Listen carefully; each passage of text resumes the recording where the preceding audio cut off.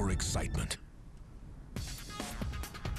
Next on Day Planner, heavy rain in the south, potential tornadoes, and winter weather revving up for the Mid-Atlantic and the Northeast for today. What will you get and when? Wear 3 layers of clothes, so if this gets wet, this comes off. I got 2 left. I get down to the last one, I'm going home. That's right. Frigid temperatures adding a layer or two to folks working outside right now. Here from those having to brave the deep freeze just to earn that paycheck.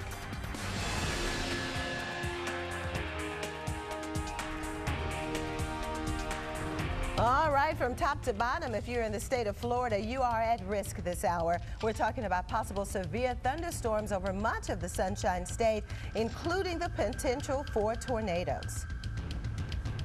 Thank you so much for joining us for Day Planner. I'm Vivian Brown.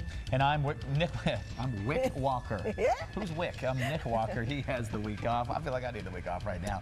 Rain continues, though, to move across the south at this hour. Some places seeing the heavy rain, and like we were just talking, some could even see some severe weather. Yeah, absolutely. We're talking about the potential for tornadoes. A tornado watch has been issued for much of the Central Peninsula. So let's bring in our severe weather expert.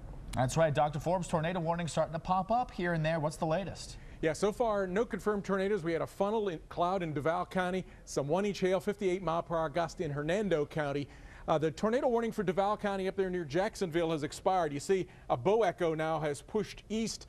One storm here just going offshore near St. Augustine, still a bit of a problem. And then farther down to the south, the storms are getting closer to central Florida here, in particular within an hour now of Orlando, but some additional storms popping up ahead of that, so watch out for the lightning threat there. Tampa, St. Petersburg, they aren't severe at the moment, but strong storms coming right into you. Of course, a big lightning and a heavy rain threat with that, and they may go severe yet. Let's go to our other source. We'll take a look at these tornado warnings, and we'll see here that Jacksonville Beach, that storm has pushed past you. Now the tornado warning that had been in effect for St. John's. The storm is just now going over the beach areas north of St. Augustine, so that tornado warning will expire. But farther down to the south, we have the whole peninsula yet to cross. There is a tornado warning here up to the north and east of Lady Lake. This is Marion County, between the Lady Lake area and the Pearson area, heading off toward the northeast. That storm, not a line. This is an individual little supercell thunderstorm with some possible tornadic rotation in it. Then in this line, sometimes these little protrusions out ahead of that will spin up some tornadoes. So east of Brooksville, the Bushnell area, and then heading over toward Dade City, and we have a tornado warning there. That's the storm that's had some 1-inch hail and 58-mile-per-hour winds with it. Let's go back to our other source, and we'll see the reason for all of this. Temperatures in the mid-70s despite it being January. Surface winds coming up the peninsula from the south-southeast, so it's warm with the afternoon. Aloft, they're more from the southwest, so we have that shearing that allows some of these storms to rotate and get some damaging wind gusts. Farther north, Jacksonville City and north, you're north of the warm front, so temperatures are in the 60s. The surface low and the cold front, though, are way back to the west, so we could have another round of thunderstorms, especially central and south Florida, yet overnight tonight. You see the satellite imagery, the leading line taking over now in terms of the higher oranger tops, but that cold front's still back there, and the cold pocket aloft way back.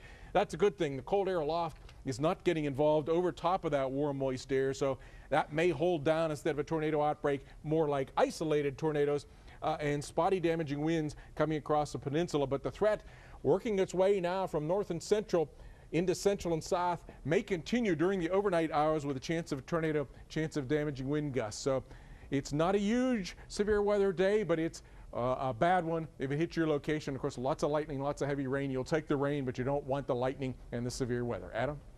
I appreciate that, Dr. Forbes, and everyone at home. We will continue to track this system through its entirety. Tampa, one of those places, thanks to, by the way, Dr. Forbes, Tampa, one of those places just about to get rocked. I'm telling you, this line of thunderstorms right on top of you. Plenty of lightning as well, so seek shelter immediately. Even if you don't have a warning in your area, this line of showers and thunderstorms certainly producing quite a bit of that lightning. So there's Florida. As we head a little bit farther off towards the north, we find rain changing to snow. Already seeing some of that white and pink beginning to develop on the backside of this disturbance much farther to the north in cooler air. Mainly rain, though, but a lot of us like Nashville, Huntsville, Birmingham, a good chunk of Tennessee, in fact, will be looking at rain changing to snow. Already now into the mid-30s in Memphis. Still some 40s, though, around Nashville and Huntsville.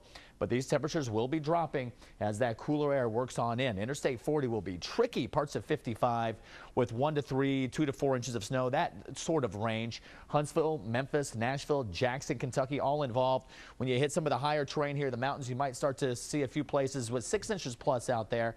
And then, of course, it's really going to be a problem for the Northeast. But just showing you a quick forecast, by Wednesday, that cold front is through. Some of these showers and thunderstorms still hanging on for South Florida, but all in all, things looking a little better here. But Vivian, not so much as we head northbound. Oh, not so much. It's a pretty day today in the Northeast with high pressure pushing into the area. Just a brief respite, if you will, from the wintry weather today, because tomorrow all eyes will be focused on the low pressure that Adam was talking about as it moves out into the Atlantic and then makes its way up the East Coast. It'll bring rain initially, and then that'll all change over to snow. Could be locally heavy. Now from D.C. to Philadelphia, New York, and Boston, we're talking 5 to 10 inches will be spreading all across this region now. So conditions going downhill over the next 48 hours. You got to keep it tuned to the Weather Channel for the latest.